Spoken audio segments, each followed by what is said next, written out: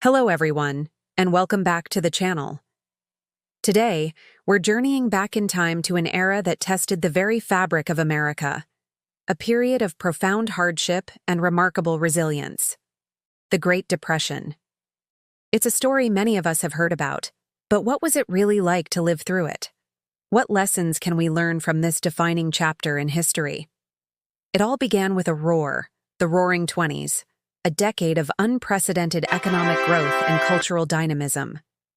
Jazz music filled the airwaves, stock prices soared to dizzying heights, and a sense of endless optimism permeated the nation. People were buying cars, radios, and household appliances, often on credit, believing the prosperity would never end. The stock market became a national obsession, with everyone from bankers to janitors pouring their savings into what seemed like a surefire bet. But beneath this glittering surface, cracks were beginning to form. The agricultural sector was already struggling.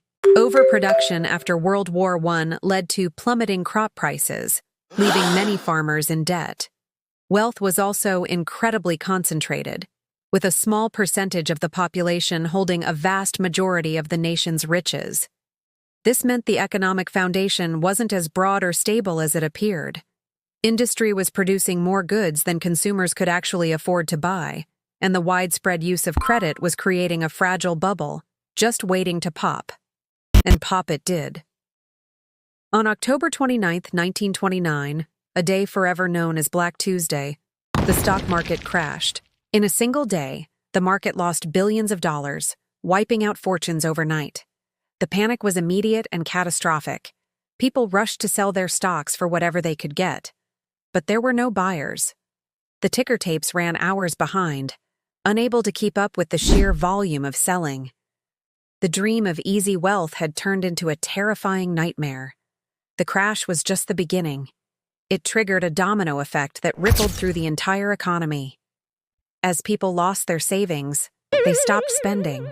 Businesses, faced with plummeting demand, cut production and laid off workers. The layoffs led to even less spending, creating a vicious cycle of economic decline. The banking system, which had invested heavily in the stock market and made risky loans, began to crumble. Imagine this. You hear a rumor that your bank is in trouble. You rush down there, only to find a long line of other panicked depositors, all trying to withdraw their savings at once. This was the reality of the bank runs. Thousands of banks, unable to meet the demand for cash, were forced to close their doors, taking their customers' life savings with them. There was no federal deposit insurance back then. If your bank failed, your money was simply gone. For millions, this was the moment the Depression became devastatingly personal. By 1933, the situation was dire. Nearly a quarter of the American workforce was unemployed. That's 1 in every 4 people without a job, without an income, and without a safety net. The landscape of American cities changed dramatically. Long lines snaked around city blocks, not for the latest movie, but for a piece of bread and a bowl of soup at newly established soup kitchens and bread lines. These became symbols of the era, a daily reminder of the widespread desperation. For those who lost their homes, a new type of community emerged, makeshift shanty towns derisively nicknamed Hoovervilles, after President Herbert Hoover, whom many blamed for the crisis. These collections of shacks, built from scrap wood, cardboard, and tin, sprang up on the outskirts of cities. They were a stark, visible testament to the scale of homelessness and poverty that had gripped the nation. Life in a Hooverville was grim, lacking basic sanitation, clean water, or security. The crisis wasn't confined to the cities. The Great Plains experienced an environmental catastrophe that compounded the economic one, the Dust Bowl. Years of unsustainable farming practices had stripped the land of its natural grasses. When a severe drought hit in the 1930s, the topsoil turned to dust. Massive, terrifying dust storms, known as black blizzards, swept across the plains, burying farms, homes, and machinery. The sky would turn dark in the middle of the day, and fine dust would seep into every crevice, making it difficult to breathe. This ecological disaster forced hundreds of thousands of farming families to abandon their land. They packed what little they owned into dilapidated cars and headed west, chasing rumors of work in states like California. These migrants, often referred to as Okies, were met not with opportunity, but with suspicion and hostility. They became a wandering population, moving from farm to farm, competing for scarce, low-paying agricultural jobs. John Steinbeck's powerful novel, The Grapes of Wrath, vividly captured the heartbreak and struggle of these displaced families. In the face of such overwhelming hardship, how did people cope? They relied on each other. Families banded together, sharing resources and living in crowded conditions. Communities organized mutual aid societies. Neighbors helped neighbors. People found creative ways to stretch every dollar and every scrap of food. A culture of thrift and resourcefulness took hold, born out of necessity.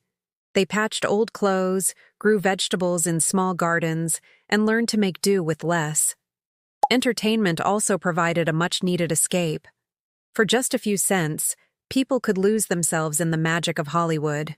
Movies offered a glimpse into a world of glamour and adventure, far removed from the grim realities outside the theater doors. Radio was another lifeline, bringing news, music, and comedy directly into people's homes, creating a shared national experience and a sense of connection in a time of isolation. In 1932, America voted for change. Franklin Delano Roosevelt was elected president on a promise of a New Deal for the American people. In his inaugural address, he delivered one of the most famous lines in American history: "The only thing we have to fear is fear itself." These words were a powerful call to action, a plea for courage and optimism in the face of despair. Roosevelt's New Deal was a series of ambitious programs and reforms aimed at providing relief, recovery, and reform. Programs like the Civilian Conservation Corps, or CCC, put millions of young men to work on environmental projects. The Public Works Administration, or PWA, funded large-scale construction projects like bridges, dams, and schools, creating jobs and improving the nation's infrastructure. Critically, the New Deal also created fundamental safety nets that we often take for granted today. The Federal Deposit Insurance Corporation, or FDIC, was established to insure bank deposits, restoring faith in the banking system. The Social Security Act of 1935 created a system of unemployment insurance, retirement pensions, and aid for dependent children and people with disabilities. These weren't just temporary fixes.